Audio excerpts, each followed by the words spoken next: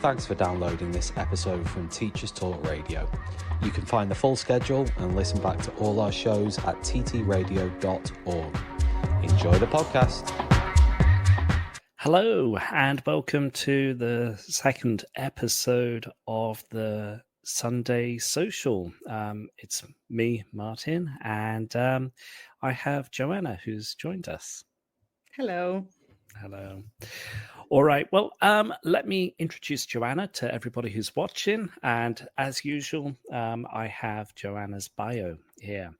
So Joanna is an EFL teacher with 7 years of experience and a background in engineering. She began her teaching journey in Spain, working with children, teenagers, and occasionally adults in face-to-face settings. After 3 years, she transitioned to self-employment, focusing on online teaching through platforms like Preply and working with private students. She's been delivering business English courses for Spanish companies through an online language academy. And today she runs her own blog, Joanna ESL, where she shares lesson plans, insights from her teaching, and to help fellow educators save time and feel inspired in the classroom. So welcome. Thank you. That's all true. Okay. Well, actually, first of all, your background was in engineering. And what I'd like to get a sense of is what made you transition into English teaching, first of all? Okay. So, I think that when I chose my studies at the age of 20, I was a little bit too young, I think, to decide what I wanted to do. So it was kind of a guess. And I stuck with it. I studied that for 5 years. And then I got into working as an engineer. But as it turned out, being an engineer usually means sitting in front of the computer and writing a lot of emails and being on the phone, not really like the practical thing of it, which I had imagined was going to be. And then because of also the personal reasons, I decided to move to Spain. I'm originally from Poland, so I moved from Poland to Spain. And I wasn't really sure what I was going to do. And I thought, okay, I speak English. It's very popular in Spain for foreigners to teach English. So I thought, okay, let's give it a try. And I messaged a lot of companies, and they pretty much all of them got back to me, and I got a job within 2 days. And I thought, okay, let's see how it goes. And it went very well. And it turned out that I'm a much better English teacher than an engineer. So that's what got me into English teaching. So kind of, I don't know, just faith, maybe. I don't know. And do you see any similarities, I suppose, between engineering and that sort of mindset when it comes down to work and planning and the administrative side, and maybe the planning and the lessons and the teaching? Is there any connection between the two? I suppose there is. I mean, there is a lot of this administrative aspect of it. Like, yes, I didn't like sitting in front of the computer, and that's pretty much what I do right now, most of the days, all day, every day. So, but it's a little bit different because I'm doing what I actually like. So the administrative aspect of it is I understand what I do. I know that I have to, do my taxes. I know how to send invoices. This is my business right now. But yes, there's also like the aspect of planning and sending emails. So there's a lot of connections, I suppose. That's great. Well, obviously you mentioned computers and sitting in front of the computer. And I suppose, since COVID-19 and the pandemic, a lot of teachers transitioned over into online teaching. But I guess a lot was forced, but what inspired you? What was the driver for you when it came to online teaching? Well, now that you mentioned it, yes, the pandemic was a big aspect of it, because before that, I had taught only in person, face to face. As you mentioned, I worked with children, I worked with teenagers primarily, face to face. And then during the pandemic, there was an occasion to actually try to do something online.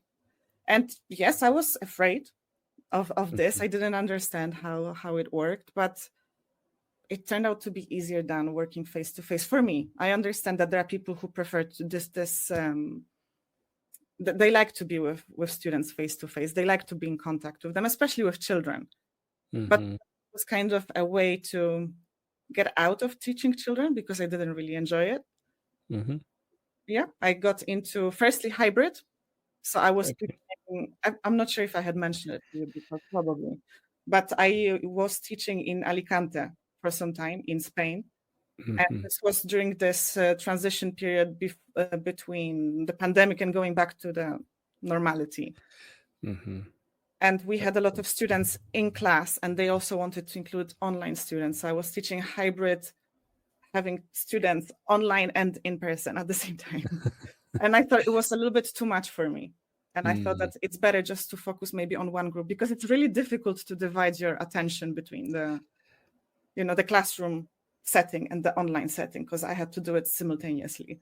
I see. Yes, it can be kind of stressful whilst you're teaching in class and then also trying to engage with students who are connecting online. You tend to kind of forget about them at times because you don't see them. Sometimes they don't have cameras on, so they don't speak as much. You don't see their body language. You don't know if they understood everything. So it's a little bit more complicated. Yes. And I suppose you have to make that concerted effort if you're teaching in a hybrid setting to engage or to try and entice and encourage those that are joining remotely to your in-class lessons. And maybe put them in pairs. This was another thing, like trying to put them in pairs with people in the classroom, and almost impossible. It was doable. It was feasible, but it was kind of hard also with the internet connection. But yeah, basically after that, I realized that I preferred to teach mostly online, and I just got into online teaching. Okay, so that was your I suppose your drive, your first start, and let's roll back to the first lesson that you had teaching online. How was it? What was it like? I can't remember, but maybe I just repressed this memory. I remember because I also did my CELTA online, which was the first time that they allowed to do this course online, because normally it is in person. And I remember this first lesson, and I was terrified. I just remember that I wasn't sure how to do anything. Because we are also afraid that maybe something doesn't work. Maybe they can't hear. Maybe, I don't know, they lose the connection. Some people are not really that good at technology also. So you have to take this into consideration, that you have to help someone. To answer your question, I don't know. I think I was just terrified. Probably it wasn't very good. My guess is that it was a mess. And is there an online lesson, I suppose, which is memorable? Is that something you remember distinctly at all? Well, since I started, probably that a lot. I know that, for example, right now I have one group that I teach. They are business English students, and I remember the first time I started teaching them, and they were a little bit skeptical. They thought, "Oh, we don't know," because they had some other teachers before, and they were a little bit skeptical of any English teacher. And I remember this transition, or like this progress, that they started trusting me more and more. And now pretty much every single lesson is memorable because we're having so much fun. So that's great. Yeah. So maybe it is, but not really like a memorable. That's a very difficult question. Sorry if I'm asking the tough questions. That wasn't on the list, I think. No, but if I remember something, I'll tell you. But right now it's hard to pick, maybe. Well, I suppose, once you get into teaching online, you tend to focus on a particular structure of lesson. For me, I like to focus on conversation and developing, and I have a set process, I guess. If it's a grammar lesson that I'm teaching, I would introduce the grammar, maybe encourage it through context, and then the next element would be getting the students to understand the difference, and then use a gap fill exercise. And then the final part of my lesson would be a conversation question focused directly on the particular grammar point. Is there a particular pedagogy that you follow when you teach online? Again, I'm very sorry, this isn't on no, that's list. Okay. Freestyling. No, I think, yes, there is some kind of structure to my lessons. This is for sure. I usually start with a conversation related to the topic that I'm going to follow. So usually I have a theme for each class. So it can be, I don't know, if it's business English, maybe we're talking about outsourcing. So I will ask them something about, their opinions or about their experience with their companies about outsourcing. And then maybe it depends, but maybe I will play something for them, some recording, or show them some text related to outsourcing in this case. And then depending on what's the topic of the class or what is the focus of the class, maybe if it's grammar, then I will start showing, oh, look here, the grammar they used. So I don't really say from the beginning. So it really surprised me that you said that you are starting with this, because I noticed that my students are they're not fans of grammar. So whenever I say, oh, today will be grammar, they are immediately not into it. So if I sneak it in, it's a little bit better, I think. Okay. At least that's what worked for me. Yes. It also depends on the student, really. Yes, that's true. Yeah.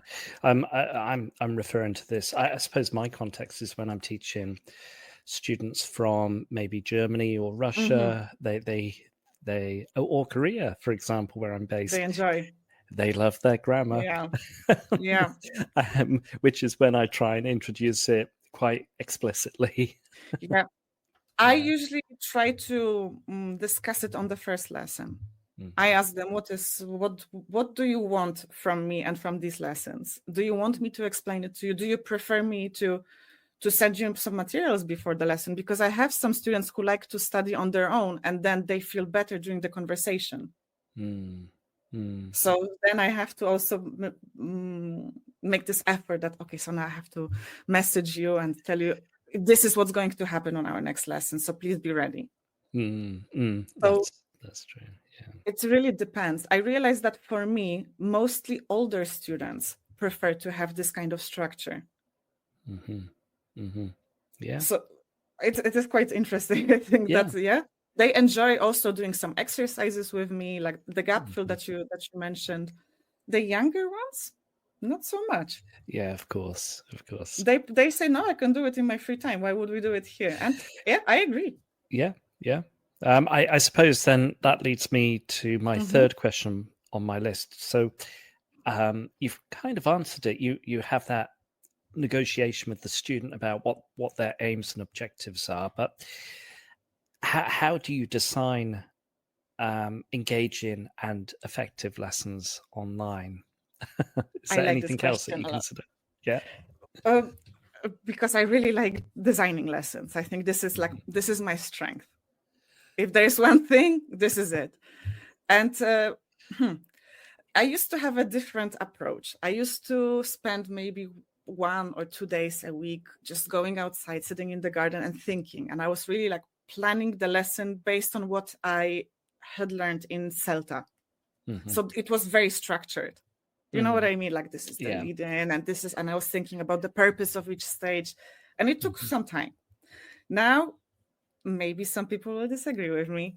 I understand that. I go to ChatGPT and I mention what I talk about the student's needs, who the student is, etc. And then I say, okay, can you please suggest a lesson for me? And it does something. It is not very good, but it's a starting point. And then I look at maybe I ask it to do 2 or 3 lesson plans for me. just to see maybe different ideas, so I don't have to spend too much time designing something new or reinventing the wheel. At times it feels like. And it doesn't really suggest any input material. So this is where I come in, and I actually, look for something on the internet, on YouTube, whatever it may be. And then I try to go back to AI, ask again. But in the end, this is my structure, I think. Like, I ask it to help me, but it still needs me, I think, to create an engaging lesson. Of course. I suppose for me, my perspective with ChatGPT is it's a tool, but then, when it comes to the teacher itself, that's your opportunity to develop what you wish and customize it the way you wish. Engineer a lesson. Yes. It gives you some good ideas at times, because it's true that sometimes we are too, like, we have this box, and you have like a fixed lesson plan, or the elements of a lesson plan in your head. And if no one tells me to change something, I will probably follow the same structure over and over again. Yes. And the same activities, because they're easy for me. So this is a way that sometimes it suggests something, and I think, oh, this is actually quite nice. That's great. Yeah. It's a good idea, a good thought. And anyone who's tuned in, anyone who's watching live, feel free to share your thoughts and ideas about these generative AI tools and how best you would apply it with your lesson planning. There are so many now, actually. I saw a lot of new websites that focus only on lesson planning, and this is AI focused only on lesson planning, but they still need to work on that technology. Of course. But I suppose if you don't enjoy designing lessons and lesson planning, this is a great tool for you. Yeah. That's true. Right. I'm just going to bring in today's sponsor. So this show is brought to you in partnership with John Catt Education, publishers of professional development books and resources that support great teaching and learning in schools around the world. Level up your professional development today and visit johncattbookshop.com. To explore their full range of titles, and use the code JCTTR2425 for 20% off your next order. Need a smarter way to teach? Wish your lessons had more impact? Eduflix.com. Stream educational films for teachers and students in or out of the classroom. Keep students engaged. No ads. No distractions. Try it free for 30 days at eduflix.com/try. Use code TTR. Get 50% off all orders made before June 1st. eduflix.com.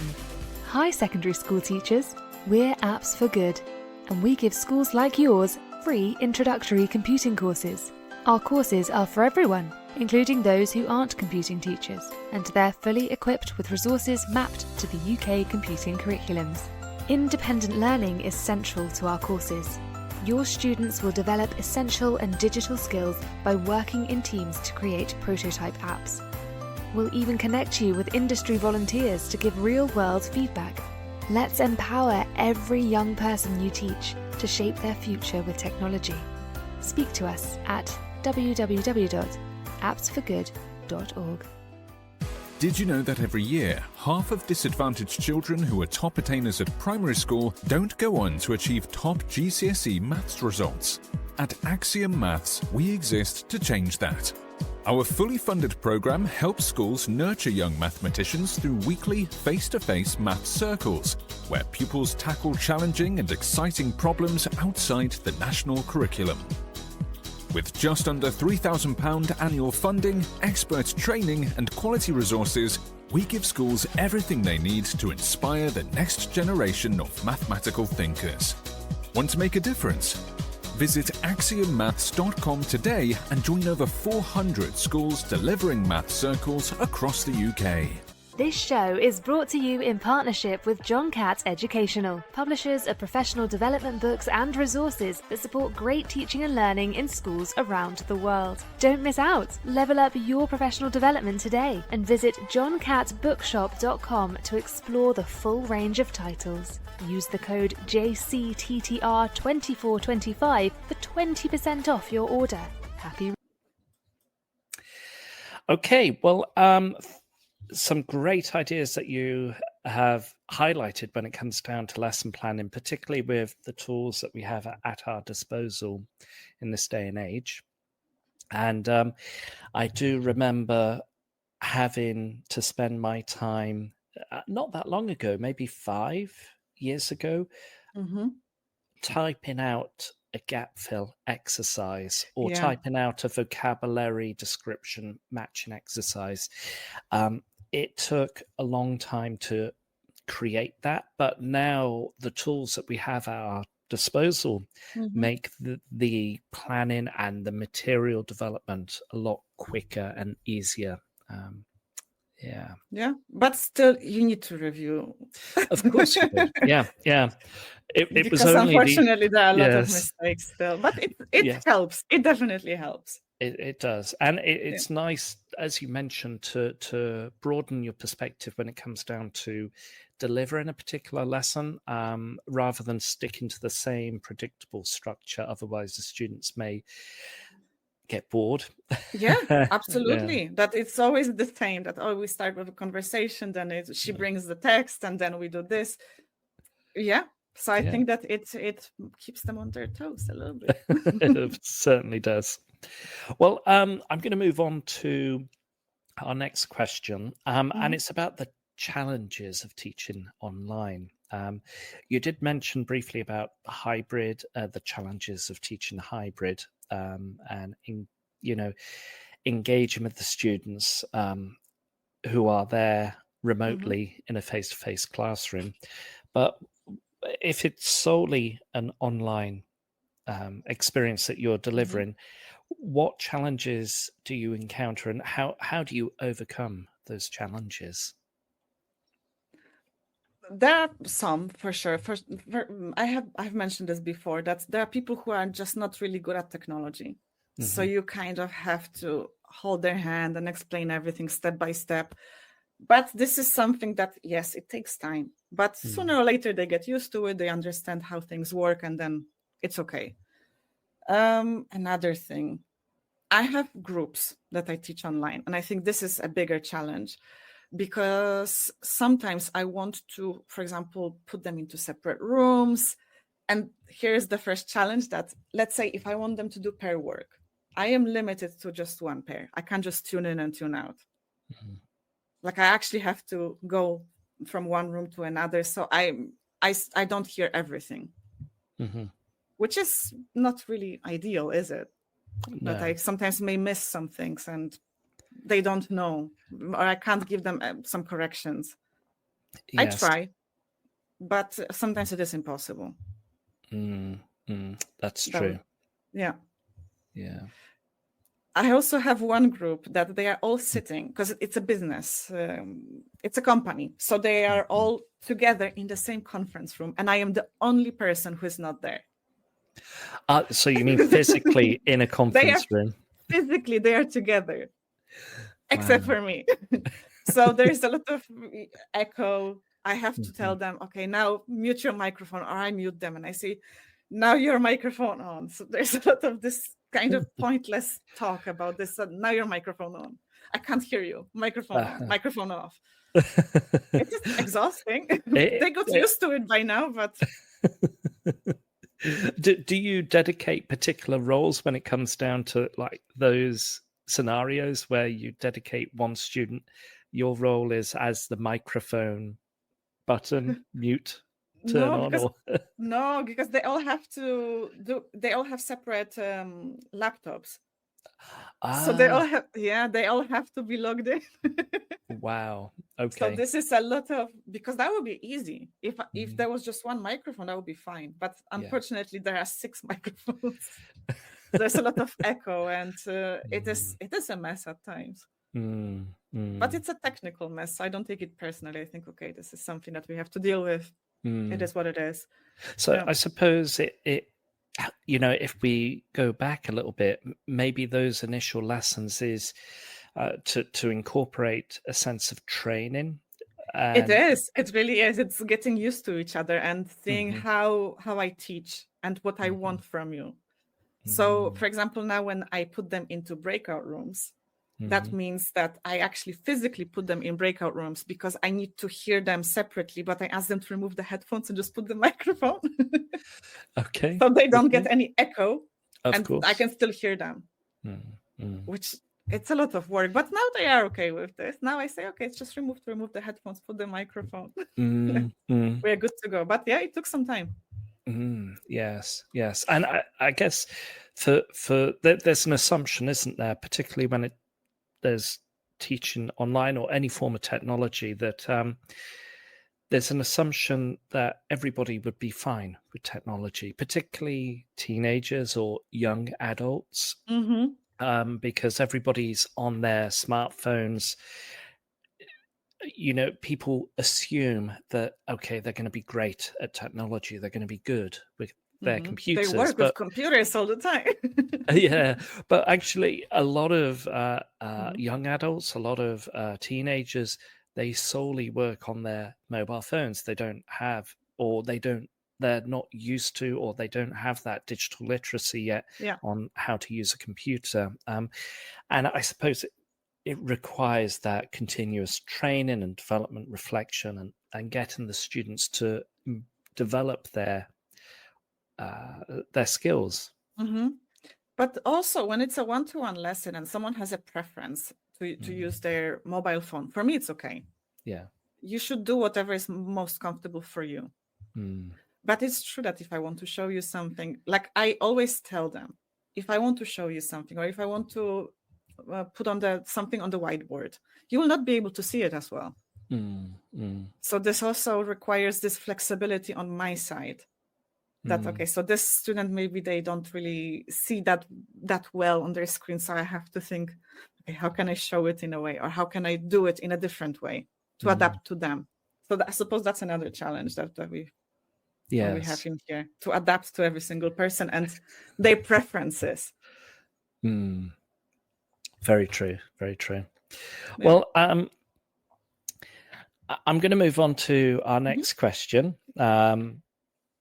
And how do you manage your time? Actually, I'm going to change it slightly. So obviously, working, teaching online can be quite stressful, and it can take a lot of energy out of you. So how do you balance that when you're teaching? How do you balance online and offline?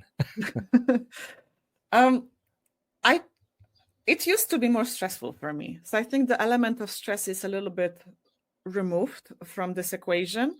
There's a lot of exhaustion, like physical exhaustion, I think, because I have to be in the same position looking at the screen for the whole day. Also not very good. So I try to book my lessons in a way that I have some time to go out to the garden, just sit and look at something in a distance, because it's really bad I can see that my eyesight is not improving, that's for sure. But no, just to spend some time outside. Since I work from home, I also try to book my lessons in a way that I have time to eat. Yes. So I think this is quite important, that I just don't sit down and do all the lessons at once. I think it's impossible. So I just schedule a lot of half an hour, sometimes 2 hours in between lessons for me. Yes. I didn't used to do that. I used to be more focused on, I have to retain students and I have to be available to them all the time. Which maybe was needed at that stage of my teaching journey. Maybe not. Maybe it was more me and the way I was thinking. But now I prioritize this time off. Yes, that makes sense.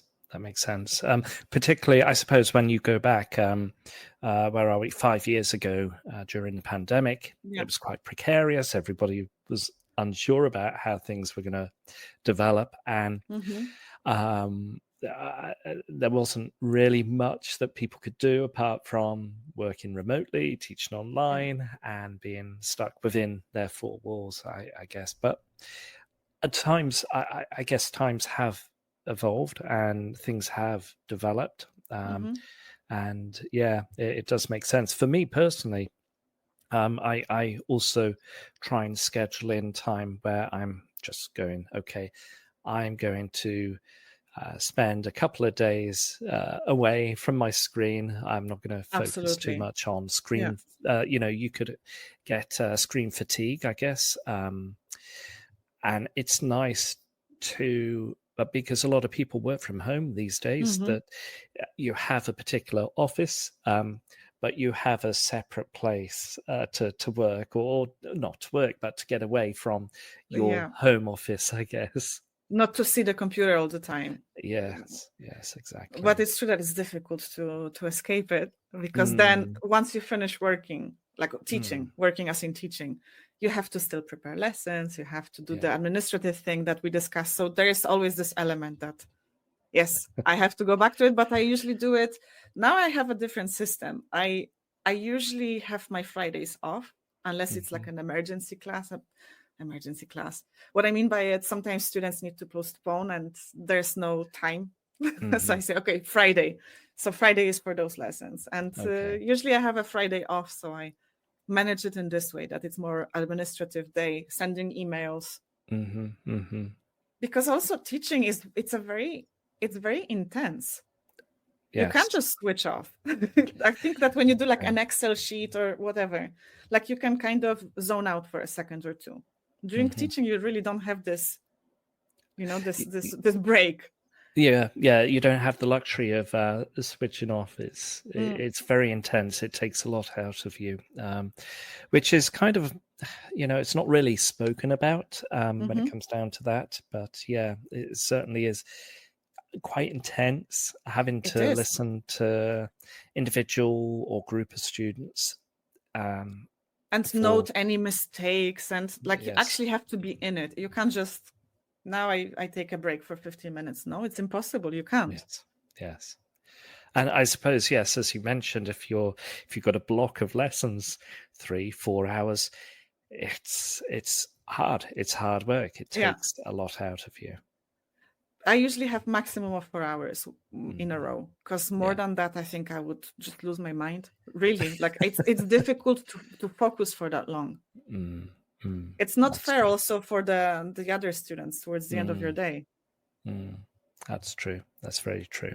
And you shouldn't say, oh, sorry, today I'm not really. No, you're providing a service. You can't just say that today I'm not really feeling it right now. So let's take it easy. No, they paid. And you should give them the same quality of service as for the rest. Yeah, absolutely. Yep. Well, I'm going to move into maybe routines and maintaining that productivity, that creativity. What sort of routines or habits do you have when it comes down to being more productive or more creative as a teacher? I think this is probably one of the hardest questions on this list. I have some sort of routine. Since I work from home, it is very easy for me to just sometimes say, today I have a lesson, I don't know, at 1 p.m. So I'll stay longer in bed. I try not to do it. I try to always follow the same schedule, my own schedule that I have.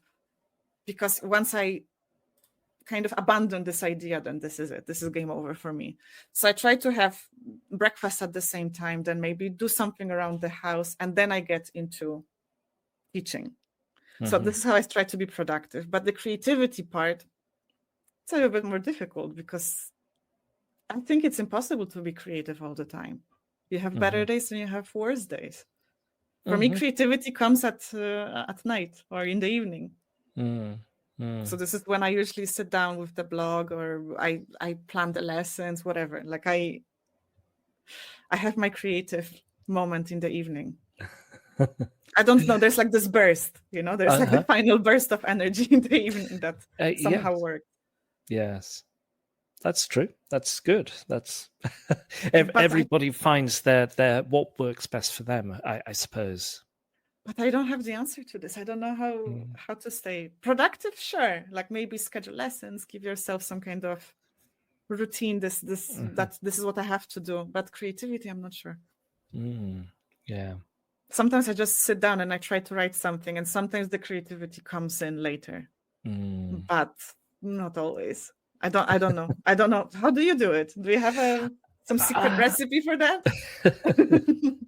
Well, for me personally, I suppose the creativity for me, if I need time to just digest ideas and to have that time. Maybe if I'm going out and I'm walking around and I'm thinking about, a video or thinking about a lesson or something like that, maybe that idea comes from me just walking or experiencing something. And then the next step would be for me to just write down and brainstorm ideas. And then once I've got a particular thing that I want to work on, I try and work on it, but unfortunately, I'm susceptible to procrastination. So, I'm thinking, okay, how best can I, I know. this? But you then don't have to tell me about procrastination. But then, that creativity hopefully drives that production, that sort of essence of creating something. As long as you get something created, produced, then that's the next thing forward, rather than maybe relying or looking at excuses like, I can't do it at the moment because it's not the best time of day, or I really want to try and perfect this. Maybe perfection as well is an excuse of not doing something in a way.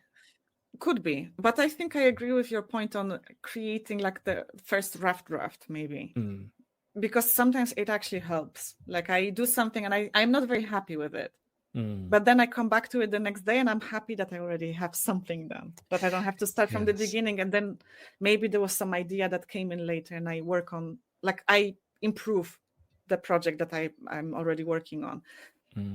I thought of something as you were speaking. Sometimes this creativity, maybe more inspiration than creativity, comes from students.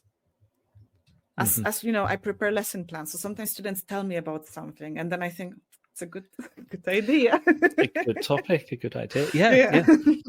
It really helps. I have one student now. She's an insurance broker. And she told me about like the weirdest things that people insure, and I thought, wow, I have never thought about it, but now I will. But it is something that that they bring a topic that is so strange. You never thought about it once in your life, and it is interesting. And then you start getting into it, and then I have this burst of energy or this burst of creativity coming from this student. So maybe, in a way. Yes. It's an interesting topic, and it's certainly worth considering, particularly for those that are watching that want to try and get into maybe materials development, writing lessons, and obviously creating a lesson or creating materials for students to complete can be quite a long journey, and trying to produce something unique, which is different to all the other materials which are out there, is, it's hard. It's not easy. And hopefully interacting with people, getting away from your office gives you some inspiration, some perspective of, maybe I should look at this, developing the material. Yeah. I know that it's very niche, and then you create lesson plan just for one student. I understand that. But sometimes, okay, now I'll change the topic a little bit. I'm sorry about that. No, that's all right. Go ahead. That sometimes when you teach one-to-one, when you have one student and developing a lesson plan just for them, they like it because you show that you actually think about them. You show this kind of appreciation for them, for what they do, and that you actually thought about them in your free time and you created something and it's personalized. And I think it kind of helps you retain that student for longer because you're offering something that probably other tutors don't. Yes. I think. Yeah, that's a good point. Yeah. All right. Well, I'm going to mention our sponsor for anyone who has just recently joined. This show is brought to you in partnership with John Catt, educational publishers of professional development books and resources that support great teaching and learning in schools around the world. Level up your professional development today and visit johncattbookshop.com to explore the full range of titles. And if you want a little bit of a deduction or from your order, you can use a code JCTTR 2024-2025. That's JCTTR 2024-2025 for 20% off your next order. Okay. Right. Well, I'm going to move into maybe revenue streams for those online educators, teachers, freelancers. What sort of revenue streams are available for those budding online teachers or those online educators, do you think? Well, first of all, private lessons. I think this is probably the biggest source, at least for me. The one-to-one lessons bring the most money for me. Using online platforms too, now not so much, but it used to be a big source for me, source of money. Also material creation, speaking from my experience, it doesn't bring like a lot of money, but it brings something. It's always nice around Christmas, Halloween. I see some spikes.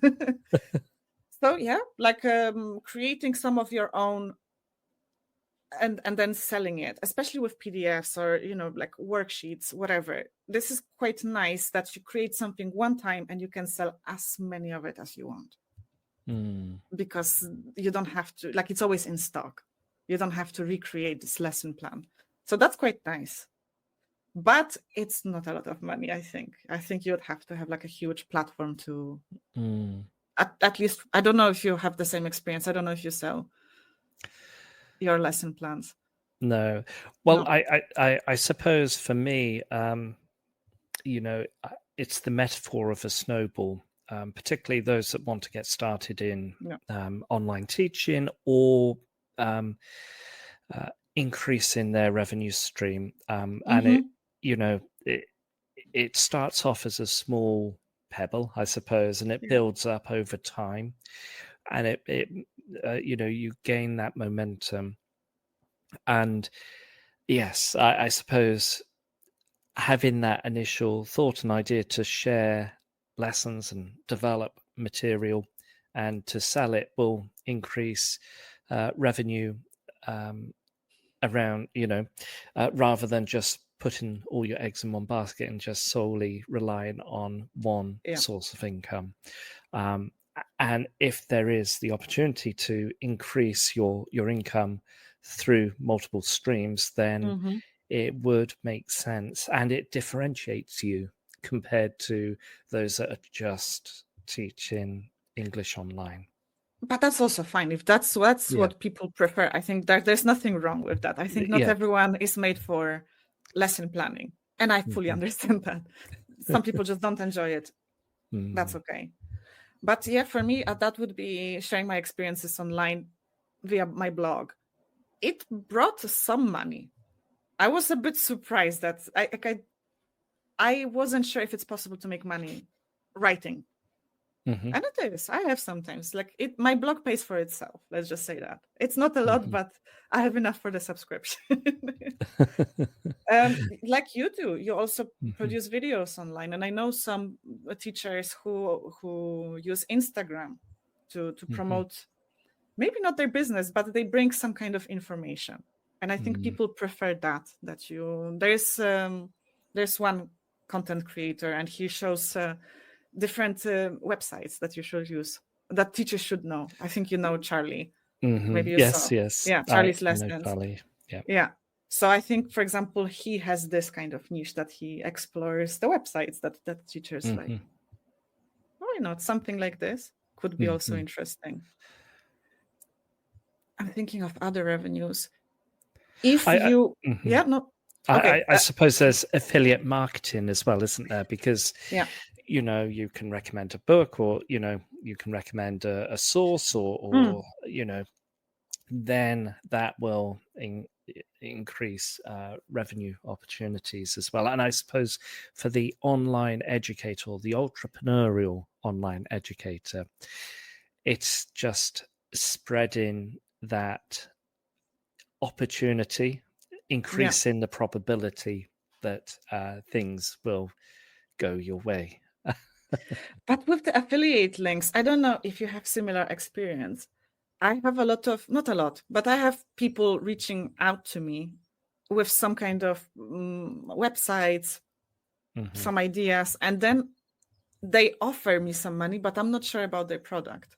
And that's kind of tricky, because you kind of want this money, but at the same time, you don't want to promote something that you don't truly believe in. That's true, and there's a sort of pendulum, isn't there? But then this leads me into the other aspect of for those that want to try and improve their recognition within the online teaching sphere. There's video creation, there's website development, and various other things. But for those that just want to do online teaching, it can be, what else is there for them to do to connect with just online teachers? If you really don't want to create anything, or if you don't feel it, if it's not something that you enjoy, you can join social media and just participate and talk to other teachers. Just be active on social media. I know that it's coming from me, and I'm not really that active. I have moments that I'm very active and then I forget about it. Or I try something and then I just forget about it. So it's a flaw that I have. But in a way, it helps you. It connects you to other teachers. And if you build this relationship online, it can help you getting some other jobs, maybe outside of this, looking for private students or using platforms. This is how I got one job in Spain. I connected with one girl online. We were talking. I think I used her idea in my lesson plan. And she messaged me, I think 2 years later. And she said, look, we are looking for teachers, and here we are. So somehow an opportunity came up from this interaction that I wasn't looking for anything. It was very spontaneous. I suppose you have to be at the right place at the right time.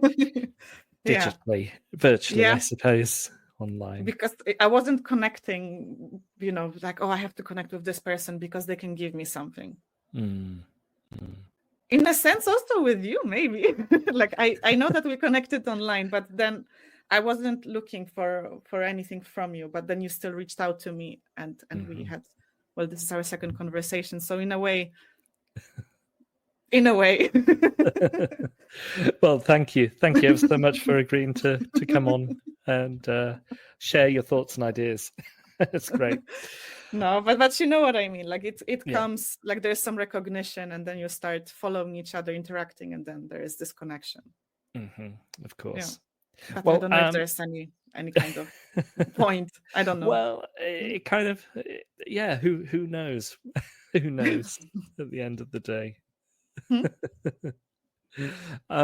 One thing I like to ask teachers that come on to the Sunday Social is, where they see the future of education, and maybe what are your thoughts and ideas about the future of online teaching?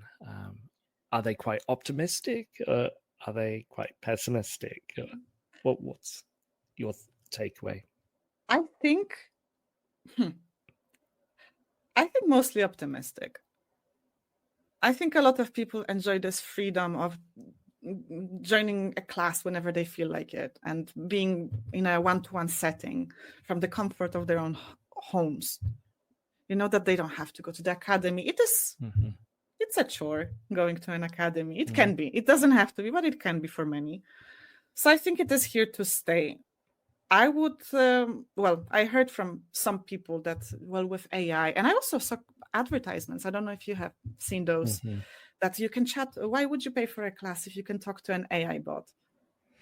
And I thought, well, I suppose if you don't have money, sure, it is better than doing nothing. Need a smarter way to teach? Wish your lessons had more impact? Eduflix.com. Stream educational films for teachers and students in or out of the classroom. Keep students engaged. No ads, no distractions. Try it free for 30 days at eduflix.com/try. Use code TTR. Get 50% off all orders made before June 1st. Eduflix.com. Hi secondary school teachers, we're Apps for Good, and we give schools like yours free introductory computing courses. Our courses are for everyone, including those who aren't computing teachers, and they're fully equipped with resources mapped to the UK computing curriculums. Independent learning is central to our courses. Your students will develop essential and digital skills by working in teams to create prototype apps. We'll even connect you with industry volunteers to give real-world feedback. Let's empower every young person you teach to shape their future with technology. Speak to us at www.appsforgood.org. Did you know that every year, half of disadvantaged children who are top attainers at primary school don't go on to achieve top GCSE maths results? At Axiom Maths, we exist to change that. Our fully funded programme helps schools nurture young mathematicians through weekly face-to-face maths circles, where pupils tackle challenging and exciting problems outside the national curriculum. With just under £3,000 annual funding, expert training and quality resources, we give schools everything they need to inspire the next generation of mathematical thinkers. Want to make a difference? Visit axiommaths.com today and join over 400 schools delivering maths circles across the UK. This show is brought to you in partnership with John Catt Educational, publishers of professional development books and resources that support great teaching and learning in schools around the world. Don't miss out. Level up your professional development today and visit johncattbookshop.com to explore the full range of titles. Use the code JCTTR2425 for 20% off your order. Happy. Yeah. But I think people still need this personal aspect of the class. They want to have a relationship with you. They want to have a relationship with a tutor. Yes. It's not going to be replaced. Yes, so that's I think we'll see. Time will tell. But I think at the moment I'm not worried about my job. That's me. I remember a number of years ago, probably about 10 years ago, actually in South Korea, they were coming up with a variety of different ideas about how could they incorporate a new method of teaching. And one was to install robots in the classroom. And when you think robots, you think of, bionic robots or that sort of thing. Almost like humans. Yes, but it wasn't. It was like a sort of one of those platforms with wheels at the bottom and a screen in the middle of it. And there was a drive towards teachers being recruited outside of the country to deliver a lesson, and their face would appear on the screen on this robot, I guess. Interesting. And I suppose the point I'm making is you've got every few years there's an idea that comes in to play where, okay, South Korea, robots are going to be teaching kids English, or robots will replace English teachers. But now it's AI is going to replace the teachers, or AI is going to replace the interaction with human educators. And I am likely to consider that the real teacher, I'm pretty confident that the real teacher will be more highly regarded than a computer which just responds to input. Yeah. Yes, that's exactly my thought. Yeah. That when you have a student for a long time, their something about their family, like you can go back and relate to something. This is the relationship that they're looking for. You ask about their well-being, you're asking about, I don't know, their jobs, like you remember certain things, and they like it. They like that you remember. Yes, that's true. Yeah. I recall teaching a particular student about, again, I mentioned about grammar, and it was like should and must. And they brought up the idea that, they brought up the fact that their husband was celebrating a birthday the previous day, and it kind of got me straight into the mind of, what should you bring and what mustn't you bring to a birthday party? So everything was starting to come together at that point. and you can connect it, and you can make it personal, and that is the challenge also that you talked about, like challenge of teaching in general. That you have to be quick, but it comes with experience. Because if you teach grammar and vocabulary or English in general, like that, this is perfect for teaching this grammar. So then you just combine it. So I don't think we will be replaced. I hope not. No, I don't think. Right. Well, I've got a question from Roger here. Roger's History. What is your view of future? What is your view on the future of teaching online? Okay, well, for me personally, the future of online teaching, I guess it's going to stay. There's always going to be new opportunities, new developments with online teaching. We've got the AI revolution, I guess, at the moment. But it's going to go part and parcel with how we deliver lessons. And I suppose there was an era, if we go even further back, that the computer was considered a threat in the classroom. Then there was a huge shift towards incorporating technology in the classroom. There was a shift towards the internet, and there was a lot of perceived threats towards the internet that it's going to replace knowledge. But then we've got encyclopedias. It didn't really replace knowledge, did it? But so my view is that online teaching is just one strand of education which is going to stay regardless of the evolutions of technology. I think so too. And I think it will be, as we talked about before, implemented into lesson creation. It's a tool. Yeah. It's just one of them. That's it. And I personally, I enjoy this tool. I think it's fun. Yeah. Okay. My final question is perhaps about doubt and imposter syndrome. I do suffer from it, but particularly with regards to my music. When I play saxophone and I play jazz music, I never studied jazz music in an academic setting. It's always been practiced. It's an art that I've developed. But I play with musicians who have studied music fully, completely, dedicated half their life or 3/4 of their life to that art form, whereas I'm there just to play what is my passion of jazz music on saxophone. How do you deal with imposter syndrome yourself, perhaps? I like the connection. I always try and make a connection.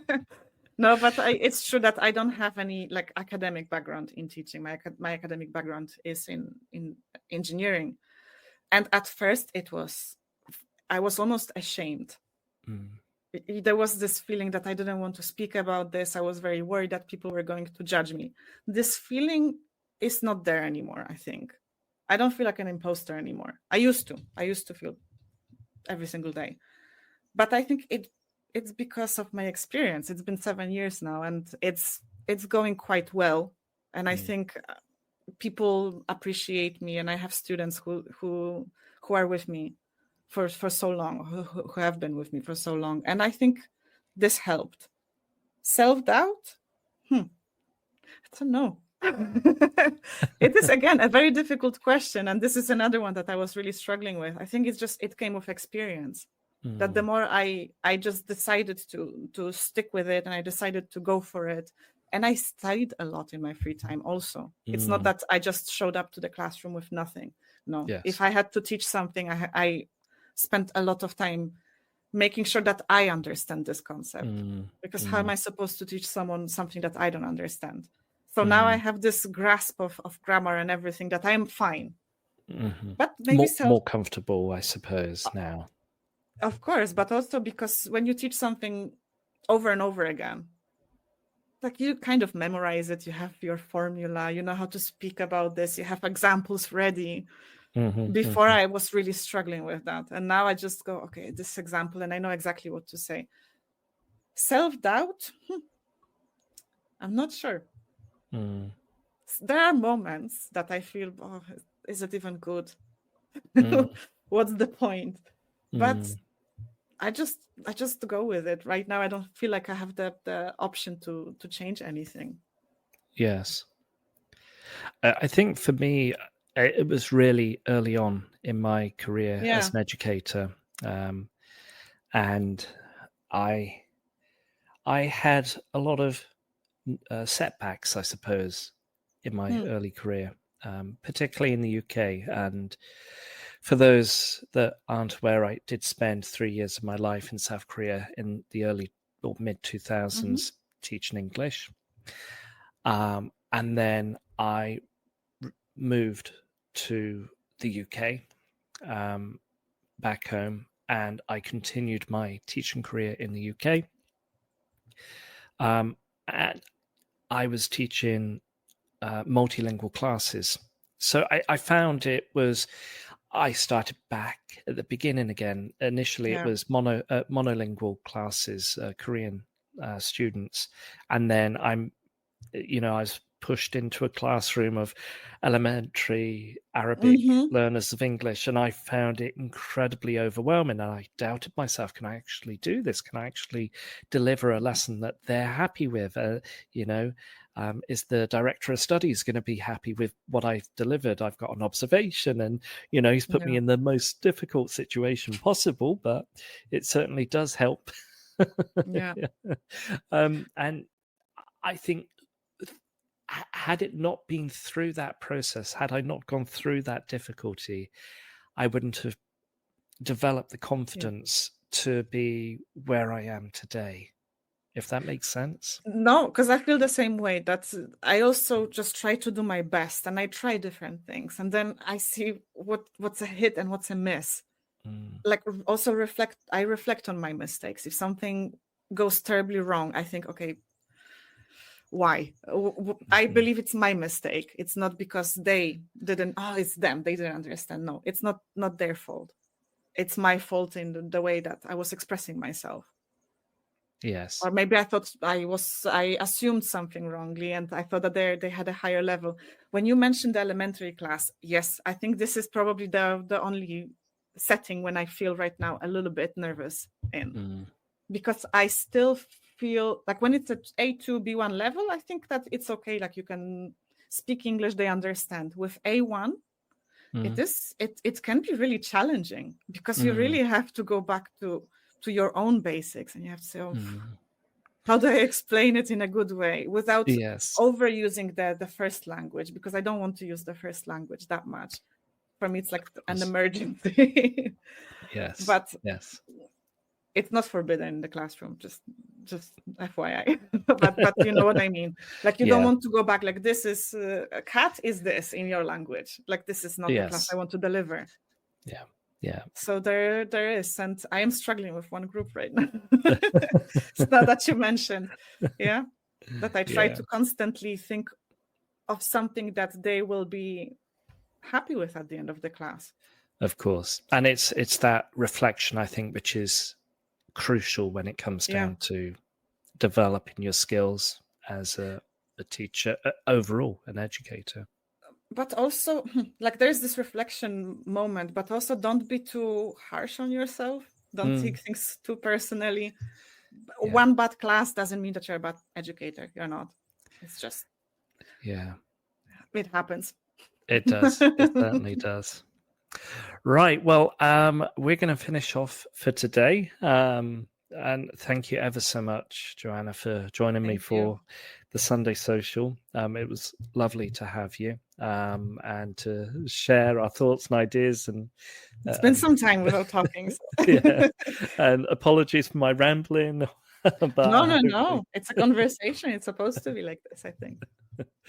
But yeah, it was a pleasure to have you on. And it would be great to have you back. You've been listening to Teachers Talk Radio. Tune in live and listen back at ttradio.org. We look forward to hearing from you next time on Teachers Talk Radio.